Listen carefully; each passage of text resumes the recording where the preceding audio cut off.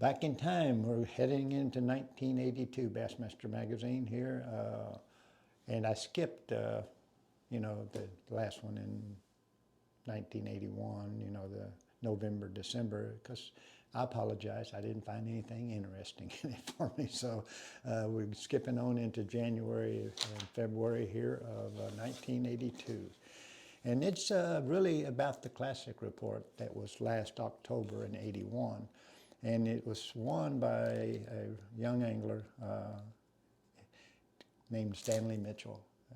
He was the youngest angler, I think, at that time to win a Bassmaster Classic. He was in his early 20s. I'll see his age here in a little bit. But we were on the Montgomery River at the home of BASS. So it was a big deal for them to have a Classic there in Montgomery, Alabama. So let's get.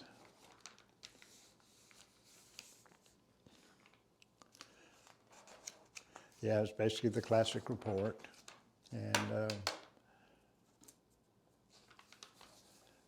this, well, also Larry Nixon was last year the Angler of the Year, which is not correct. Roland was, so what am I reading?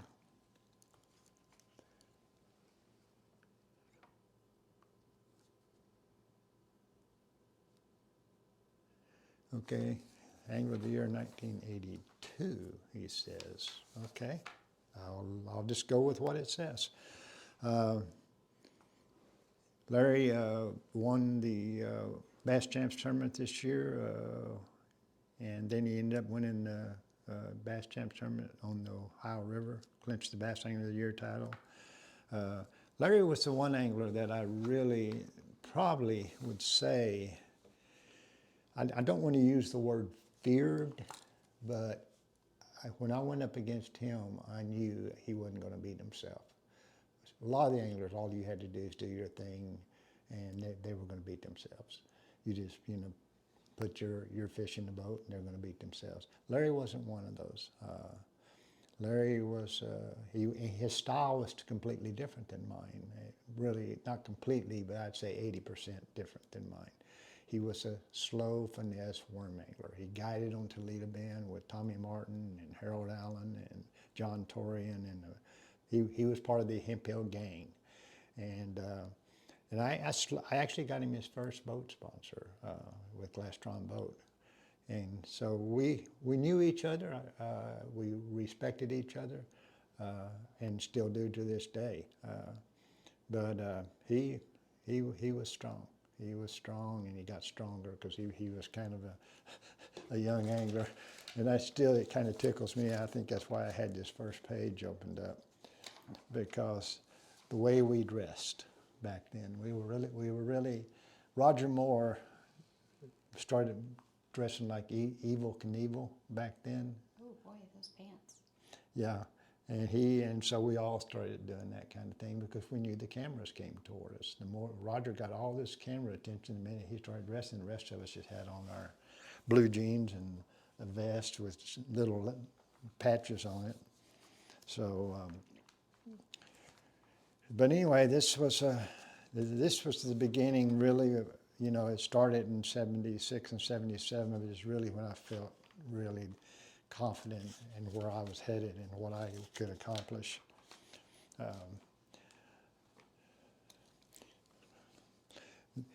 And this again, the Grand Slam bid was basically winning Angler of the Year and the Classic in the same time frame. So that's what this article's about: odds against Nixon in Grand Slam bid, how anglers fared in Grand Slam bid. Roland. It gives us here, which is kind of interesting.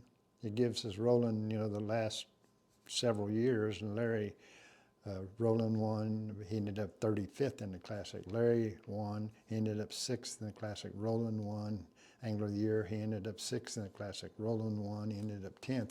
You go on back, and the highest I think I've ever seen Roland in the Classic was 4th. And he just really, really struggled with that. Now, I understood why, and I don't think everybody did, and it sounds like a criticism, but it's really not. It's the way he started and learned to fish tournaments. Back then, the rules were different, and he was going to spend as much time on the water before time as he could, when most of us could not. Then he was also going to get the best help on the lake that he could, which was legal then. And most of us didn't even know who the best help was, and Roland did, just due to his earlier years of fishing. So, but that worked against you in the Classic, and a lot of guys didn't really figure that out, because the Classic, especially early on, was fairly secretive, and so you didn't know who to call and who to get help from. You didn't know, you couldn't go pre-practice. So it made it very difficult. At that tournament, you had to change your whole style of fishing. And those, like Roland, it really hurt the most, because he did that old style of finding fish and spending a lot of time on water, more than anybody else. And so all of a sudden you're on a lake that you don't have that element to work with. It costs you a little confidence. And I think that's really what cost him, cost several, Gary Klein from not winning a Classic. Guys that you really thought, these guys are good enough to win the Classic, and they were. But that worked against them during that particular event. And this is again how the Bass Pro is ranked in 1982. Larry was first, as we've just stated. Tommy Martin, a Hemphill game kid. Is this Angler of the Year standings? Yeah. What you're reading? Yes, Angler of the Year. I was third. The Texas boys kind of dominated. I mean, there's the top. Even though everybody knows Larry's in Arkansas now, he was living on Toledo Bend back then, guiding on Toledo Bend. So it's Roland was seventh, which is pretty dang low for Roland, but it was again, it was an exciting time of the year. We were, being very successful, and the success always makes it more fun. There's Mr. Harold Allen. Harold. Yep, I miss Harold. He was a piece of work. Well, he's still alive, babe. Yeah. Well, he's still a piece of work. I mean, You can still enjoy his attitude. yeah. Oh no, always had. We always rode each other about different things. After I won 2 Classics, and I still hadn't won a regular season tournament. You can't win nothing but Classics. Harold was constantly in my face. You can't win nothing but Classics. And so I finally, thank goodness, won one. And I guess who I took the trophy and showed first was Harold. And but anyway, he's still. I met him at Holly Park back in, golly, 60s, early 70s. He was at that time he was guiding out of Holly Park and Patroon Creek on Toledo Bend.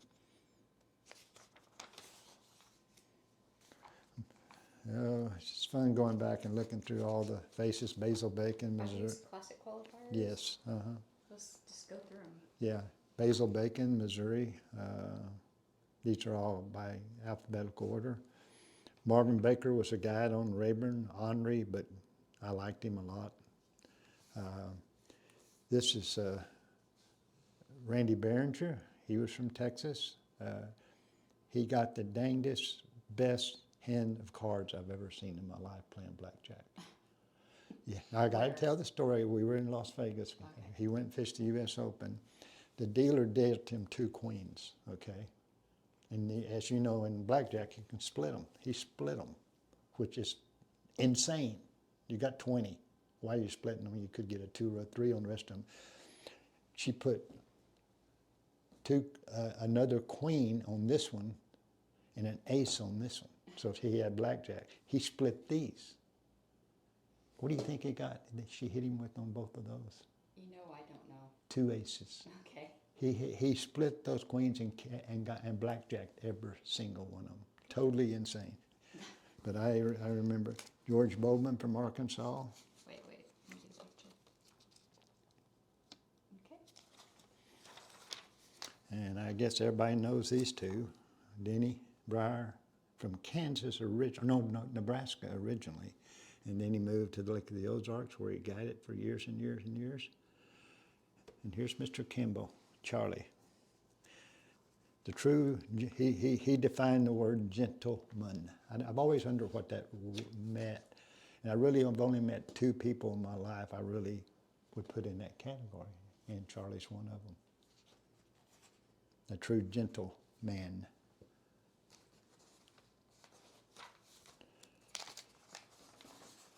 Oh, there's Jack Chancellor. He won a classic after I did on the Arkansas River. He was a great offshore fisherman. Carolina rig was one of his favorite. And this me is getting more and more pompous every day. I'm talking about back then. I'm talking about, but I was. You know, it's easier now to pick out. Confident or But pompous? it's both. I was pompous, but I could back it up. That's confident. Yeah. And Ken, Mr. Cook. That does not look like Ken. Yeah. Maybe the beard is Yeah. missing. Yes, that's exactly right. Okay. I agree. Something I didn't was look right. looking too, and it wasn't. And this guy is the one that helped me win my first U.S. Open. He looks like a nice guy. He's a very, very nice guy from Georgia, Cliff Craft. I drew him the final day that I decided to run up into the lower end of the Grand Canyon. Oh. And he was, and this was pro on pro back then, where you know he was they're up there on the bow fighting you for every fish, and he just backed off because he knew I had a chance. And in fact, I caught that first 5-pounder, and then the second one, I looked around behind us, and Cliff's standing right here, and I said, Cliff, there's another big one, and he could have easily turned and thrown to it, because it was just swimming about that deep under that muddy water, and he just bowed down and said, throw it to it. And I threw my arm and I caught the 5, and that was what basically those 2 5s and 3 more little keepers is what won the tournament. Is he still around? I have not seen him in years and years and Send him years. a gift basket Yeah. if he is. So thank you. But here's Mr. Bo Dowden.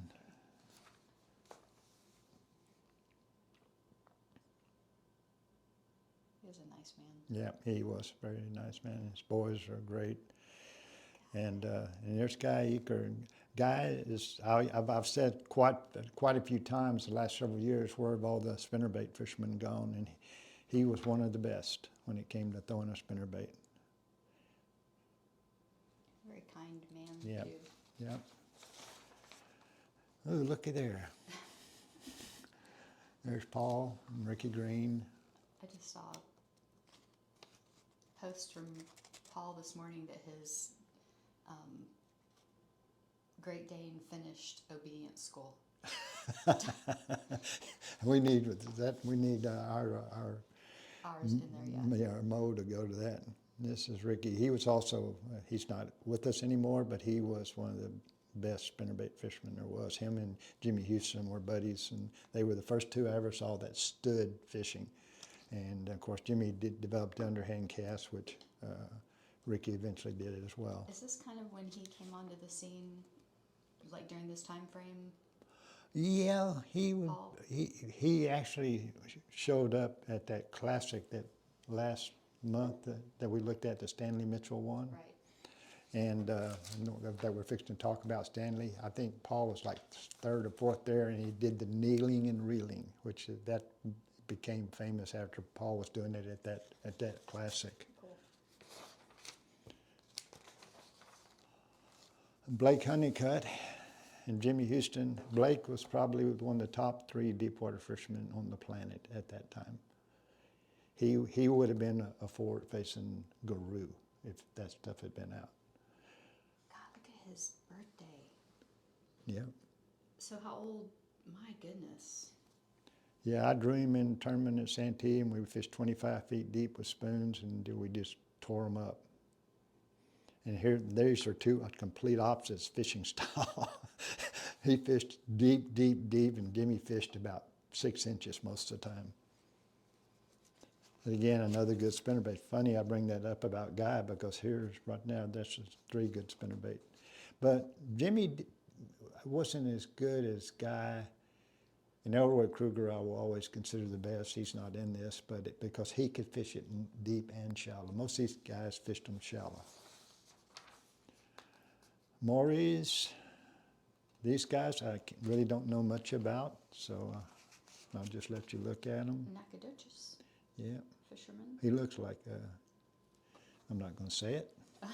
Be nice. A Cajun. We love our Cajuns. Bud, Bill Lewis, and other several guys.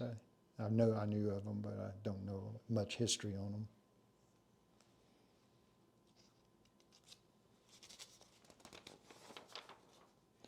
Oh, there's Roland and Roland, Martin and Martin.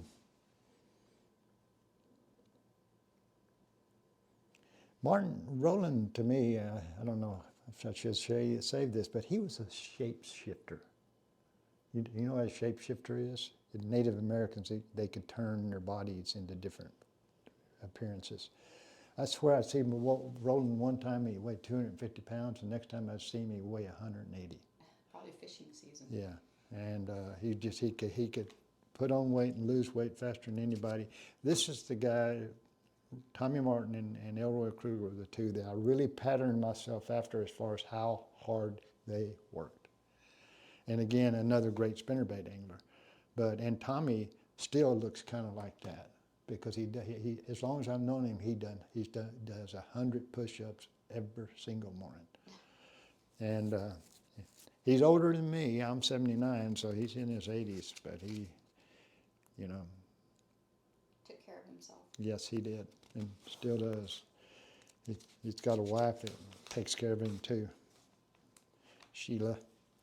There's Stanley and Larry. Let's see how old, 22.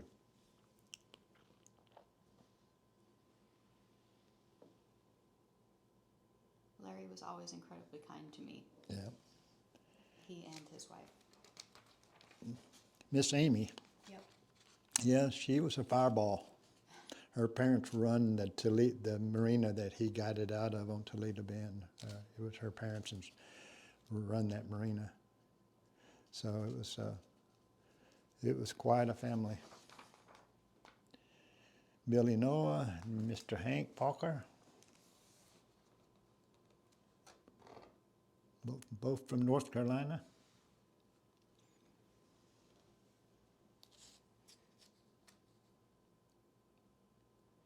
Hank is 29. I'm going to look back. I don't know how old I was then. I could figure it out, but it's easier to look back. C's are this way, it's alphabetical. Clunn should be here someplace. Go back that way. This way. Okay. Here we go. Don't I'm old. I'm old, 36. Wow. So that's another good example. I'm in the height of my career right there. And nowadays, these kids are in the height of their career in their 20s, the ones that are getting up there. There's a lot of people say, well, nobody will ever fish 50 years. They've got a good chance. They've got a good chance because they're in the height of their career in their 20s. You know, it's just, and I'm in the height of my career at 36. So, Jerry Ryan and Ron Shear, the great auctioneer. Somebody should have told Jerry to put his hat on straight. I like it like that. That's cute.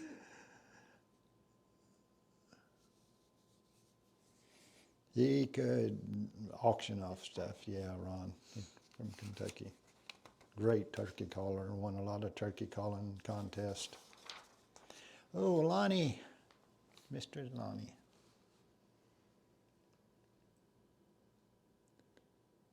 A good guy. Yep, he was a good guy. He was a good man, good wife. And then Linwood. Linwood Thornhill, yeah. Him and his son fished quite a few tournaments. So during this time frame, you hadn't designed a spinnerbait yet, or were you already working with Lonnie during this time frame? The 80s? I don't think I was. Let me see where he shows he lives. Okay. It says College Station. Yeah, no, I had not, because they were at Hemp Hill when I finally started working with Stanley Spinnerbaits. So yeah, that's where I met Lonnie, was at College Station in his little mobile home that eventually caught on fire and burned up. But fortunately, they weren't hurt. Kenneth Walker and Bill Ward. This is the Ward family. Virgil Ward's son, and then Bill's son was also fishing the tournaments. This guy's your age. Yep. Yeah, he was the one that almost did not get out of Mexico. Oh. They deer hunted a lot. He's from Texas. They deer hunted south of the border a lot. And I forget exactly what happened, but he almost had to live in a little cell down there the rest of his life.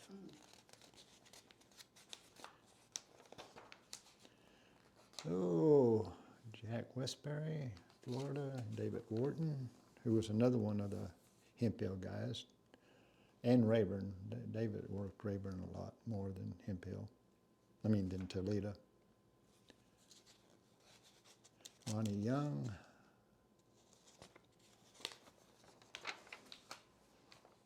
Danny Ashley. So this is a Federation. Yeah, looks like a Federation finalist.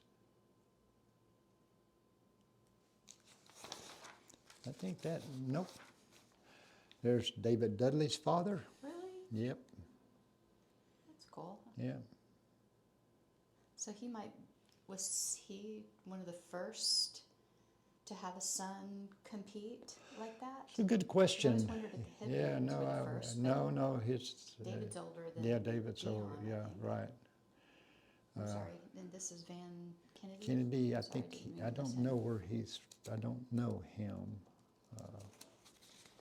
I actually drew James a few times. And these are, again, probably some more anglers I don't know. I don't want to say who they are. I think this says the Federation Northern Division qualifier. This one is the Horshton Western Division qualifier. Cool. Out of the federations. Mr. Ray Scott. I'm just going to see if there's any more. I think that's probably the last of those. Mr. Harold Sharp.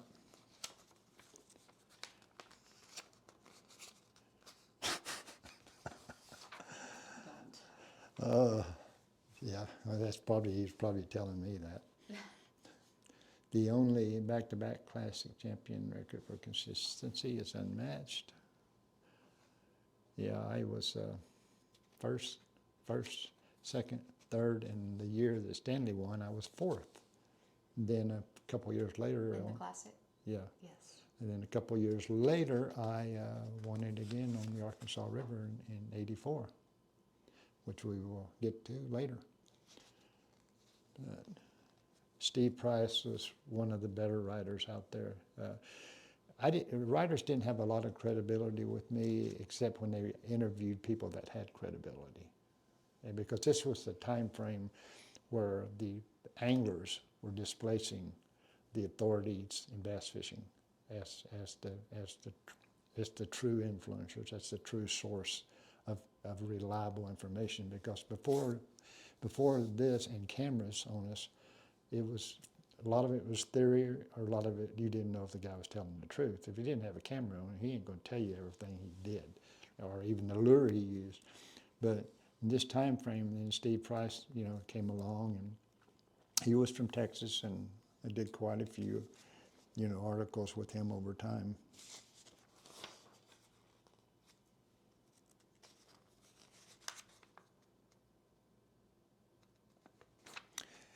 Well, most of you, and Mr. George, sorry, George, don't know, you just look so young. I don't remember you looking that young. He looks like a NASCAR driver Yeah. for some reason. Yeah. And he's the simplest, shallowest angler. He won 2 classics. I'm not sure where we're at right now, but he eventually. He was a shallow water fisherman. Oh gosh, I mean, most of the time you couldn't even get your boat into the water he was fishing. It was so shallow. And this is a map of the tournament he won? Yeah, this is the map of the Stanley Mitchell River, of the Montgomery River. Okay, cool. Where's Montgomery at on this? Here, here's Montgomery. That's cool. How Yeah. did they get an aerial view back then? A small plane? That's a good question. Because they A didn't have helicopter. drones. Helicopters? Okay. Yeah, they had helicopters. Yep. Memories, memories, memories. Mr. Tom?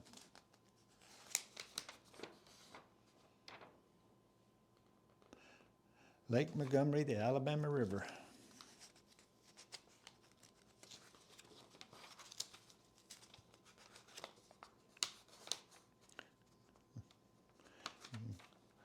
Yep, Stanley was pretty well throwing a 7A bomber, which I ended up throwing some at the Classic I won in '84. And maybe that's where I got it from him. I threw a 6A and 7A and a shad wrap when I won in 1984. And he was fishing the mouths of the little tributaries that pulled into the Alabama River.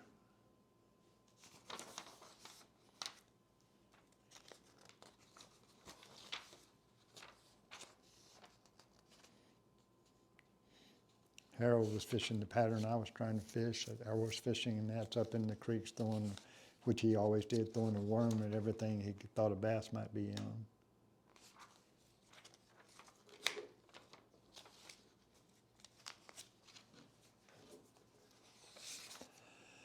Oh, John Powell's bassing legacy. Golly, I'm pulling up all the shallow guys now.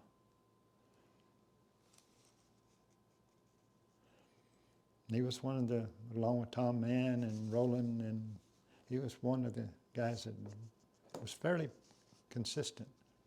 But I developed a technique from him, which in my early days, you fish a worm, everybody would throw the worm out there and then drag it all the way back to the boat. Throw it out there, drag it all the way back to the boat. He never did that. He would pick a target. He'd throw it past the target, maybe 3 feet, bring it to, wouldn't even let it fall. And this is a worm, and he'd bring it to the target and drop it into the target. Hop it 1 or 2 times, reel it all the way back, boat, throw it to another target. Do the same thing ever. So he wasn't wasting all that in between time. Yeah, you might occasionally drag across a fish doing that, but most of the time you were just wasting time. So his main technique was that. Fire the target, drop it in the target, move it 2 or 3 seconds, maybe 30 seconds at the most, then reel it back and throw to another one. Or throw to the other side of that one if it's big enough. His favorite statement he made to my brother, Randy Fight, at Albemarle Sound, where Basil won, I was talking about, because John drew, Randy was doing well, and John drew Randy the last day there, and it was going to be a long run. At the end of the day, they had a good day, and I walked over to John and said, John, how'd it go? Because John caught a 10 that day. Good grief.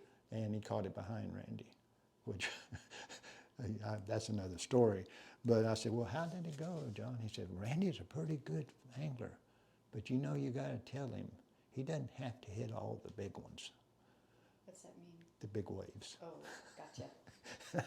I'll never forget it. He doesn't have to hit all those big ones. He can dodge a few of those, you know, because it was rough.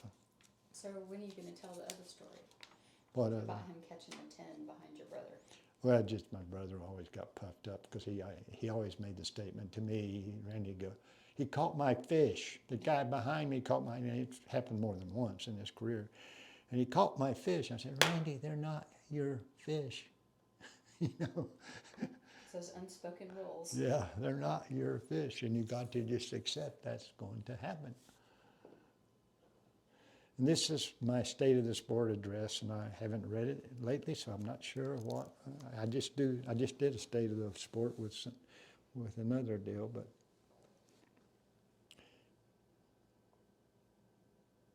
I'm going to get a picture of the picture. Had lengthy coverage in Sports Illustrated on ABC TV's 2020.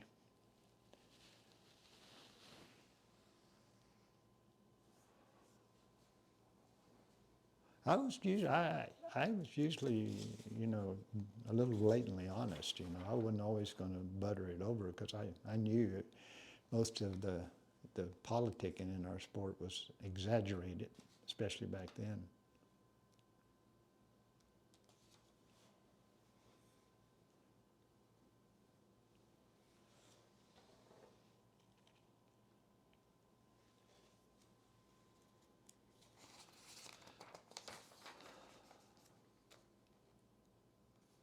Yeah, and this is still true to the day, even though we're still surviving.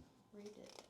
Says, if pro bass fishing survives, we've got to get companies outside the fishing interested in sponsoring it, because the fishing industry is really pretty small. It still is, and yet there's more and more college and high school anglers getting in, looking for help. They're buying more, but there is still, you know, Toyota is probably the one big one that's got involved and has stayed involved.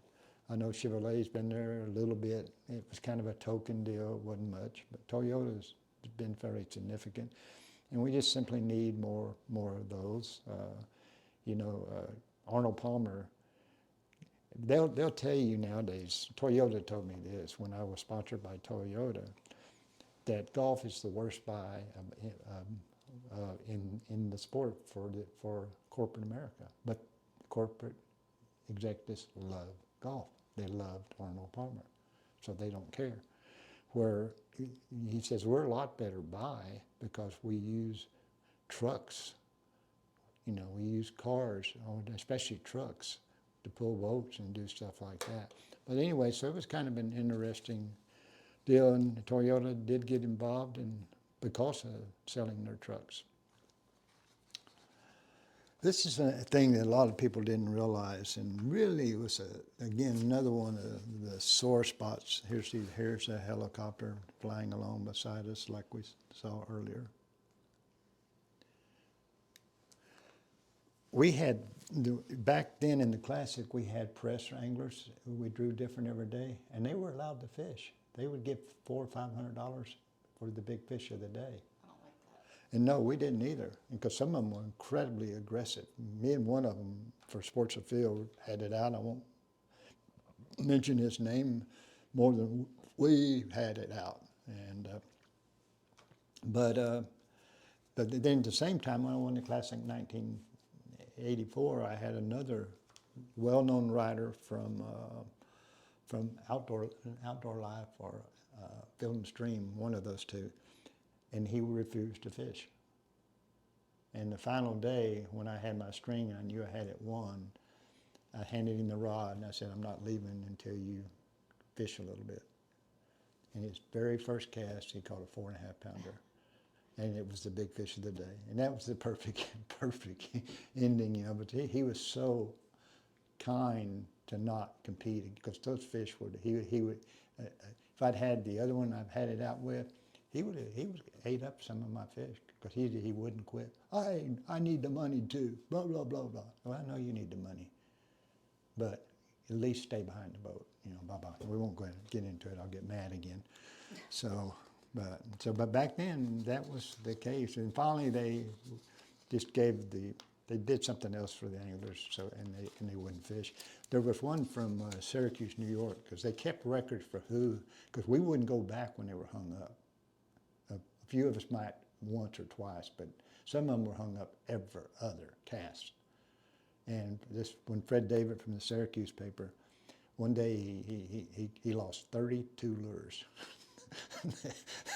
And he said, that's a record. I'm going to keep that. We're going to start keeping press records for who lost the most lures. So. Well, that concludes January, February 1982.